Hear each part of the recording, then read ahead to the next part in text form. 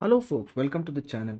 If the backspace key on your keyboard is not working, then watch this video for the fix.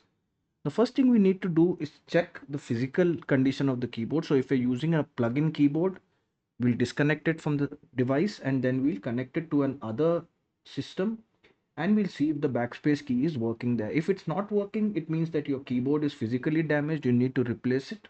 But if it is working on the other system, that means there's a software issue on your system. So we'll fix the software issue by restarting the computer. So we'll click on the start button and then click on the power button and then click on restart.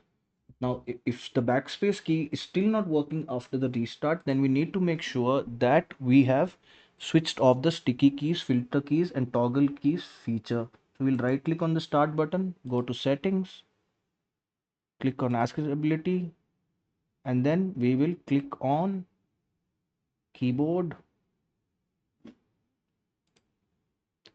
and we will make sure that the sticky keys, the filter keys and the toggle keys are in the off position. Now once we have done that, we can also run an SFC scan.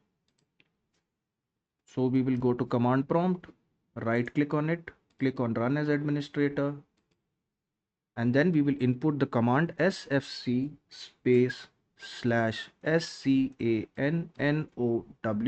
and press enter. Wait for the scan to run and then we will update the device keyboard drivers by going to device manager, and then we will look for keyboards and we will update all the HID keyboards by right clicking on them, clicking on update and clicking on search automatically for drivers. Then restart the computer once again by clicking on the start button, clicking on the power button and clicking on restart, and your backspace key should start working. If this video helped you, then kindly subscribe to the channel. Enjoy your day.